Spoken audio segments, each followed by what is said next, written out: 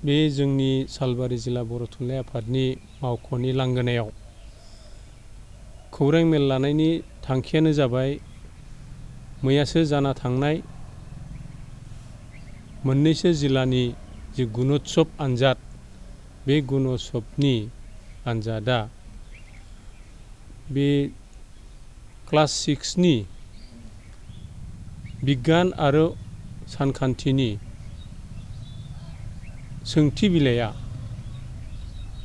बर' एबा गुबुन गुबुन बर' रावनि सोलाय बा बिमा रावनि सोलाय इंराजियाव फैनानै जोंखौ दिनै सानहाबनो गोनां खालामदों।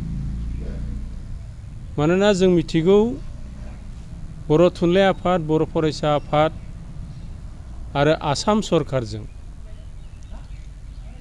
थांनाय 29 आगस्ट 2023 इं मायथाइनि बे खालारनि सावरायनाय मेल बादिब्ला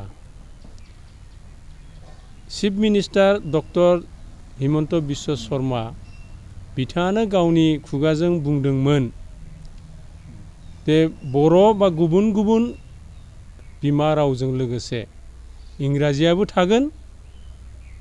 बिनि थाखाय साननांगौ जेबो गैलिया। गाव गावनि बिमा रावजों जा मिडियामाव जा लिरगोन बे मथेनो लिरनो हागोन।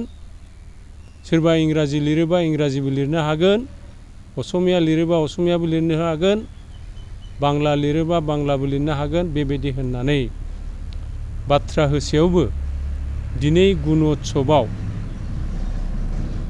इंराजि जानानै फैबाय बे सानखान्थि आरो बिगियाननि सोंथि बिलाइया। दा दिनै गासै फोरोंगिरिफोर आरो बर' फरायसाफोरा आख' फाख'आव गोग्लैदों।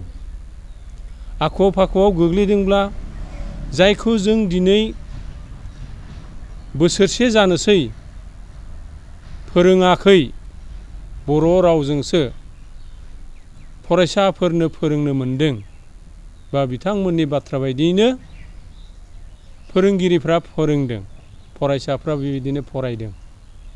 दिनै हरखाबै खुनु सिगां इनफरमेसन गैयाजासे दिनै सोंथि बिलाइफोरा बेबायदि इंराजि जाना फैनायाव जोंनि गथ'फ्रा हयथ' बिनि फिननायखौ थियै होनो हानाया जोबोद गोब्राब जादों। दा बेखायनो सरकारखौ जों खावलायदों, बर' थुनलाइ आफादनि जों जिल्ला आफाद जानानै खावलायदों, नेक्स्ट आरोबाव जानो गोनां आनजादफोराव बे गुणोत्सवनि बे बोसोरनि गुणोत्सव आनजादफोरा बर' बिजोंनि फरायसाफोरनि थाखाय बर' बिजोंनि कुइसन पेपार नङाबा सोंथि बिलाइ नङाब्ला बर' फरायसाफ्रा लिरनो हानाय नङा। आरो बेखायनो बेखौ दोनथ'नानै उनाव आरो बे टाइम टेबोल बायदियैनो जुदि बिथांमोना मेनेज खालामनो हायोब्ला अब्लानियासो बिथांमोना खुंथों, बेखौनो जोङो खावलायदों। आरो जों खावलायगोन दुलाराय बर' फरायसा आफाद आरो बर' थुनलाइ आफाद आरो गुबुन गुबुन माहारियारि आफादफोरा सरकारजों सावरायनानै बिनि माबा मोनसे थि गरन्थ'आव लाबोनांगौ। नङाब्ला सरकारजों जों माबा मोनसे सावरायदों होननानै जों दिनै सोलोंथाइ बायदि मोनसे गुरुत्त गोनां आयदाखौ लाबोनांगौ। नङाब्ला सरकारजों जों माबा मोनसे सावरायदों होननानै जों दिनै सोलोंथाइ बायदि मोनसे गुरुत्त गोनां आयदाखौ सरकारजों जोङो सावरायनानै माबा मोनसे फिथाइ मोनदों होननानै मिथिनायनि उनावबो दिनै आनजादनि समावसो बेबायदि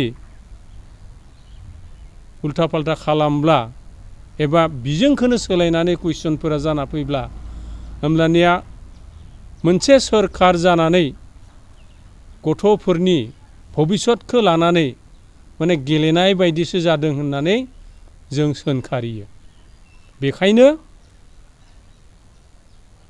बर' बिजोङाबो मानसि सम्पद दानो हानायनि मोनसे बिजों नालाय, बेखायनो बेखौ फोथांनानै लाखिनायनि दायित्वआ मोनफा सरकारनिबो दायित्व।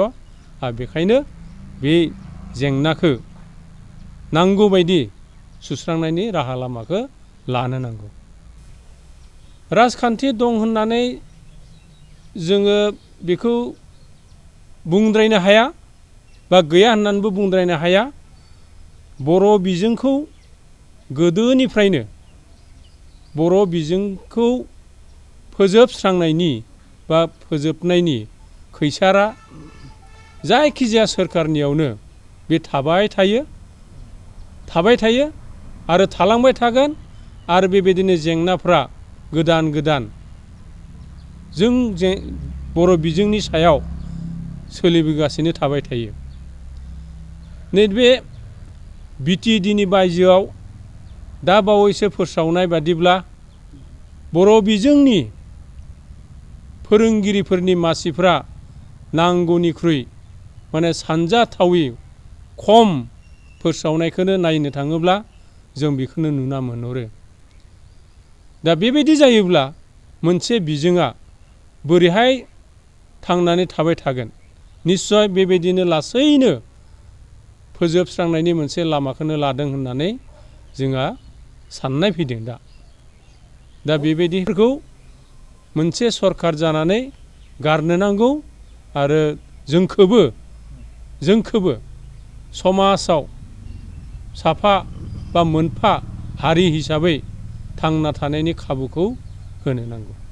उननि फारियाव बुंजागोन दा बाबायदि मिरु आफादफोरा जाबायदि बिथोनखौ जोंनो हरो, बे लेखायैनो नांगौ जायोब्ला जों गासैबो जिल्लानि गासैबो गुदि आफादफोरनिफ्राय सोमावसारनायहालागै जोङो थियारि दङ। आरो बेबायदिनो जोङो हारिखौ दावगाहोलांनायाव जाबायदि जेंना जेंसि बेफोरखौ सुस्रांनायाव जों गोदोनिफ्रायनो जिरायनानै आरामै मोजाङै सुखुयै जोंनि जेंनाफोरखौ सुस्रांजाफेराखै आरो दाबो हयथ' बेबायदि जानाय नङा। आरो जेब्लायबो जों संग्रामनि गेजेरजोंसो जोङो जिखिनि दावगाबाय बे दावगानायखौ जों मोननो हादों।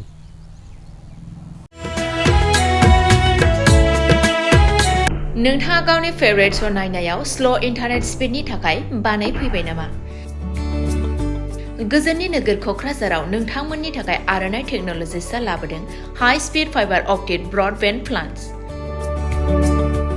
मात्र 399 रां पार मान्थआवनो नोंथांमोना आनइन्टाराप्टेड स्ट्रिमिं, गेमिं, आपल'ड, डाउनल'ड आरो ब्राउजिं खालामनो हागोन। आबुङै मिथिनो थाखाय गाहायाव होनाय वेबसाइटआव नायनो हागोन आरो नैबे जामबुं नम्बराव जगाजग खालामनो हागोन। जामबुं नङा जाबाय 8812989283 नङाब्ला 8099554827।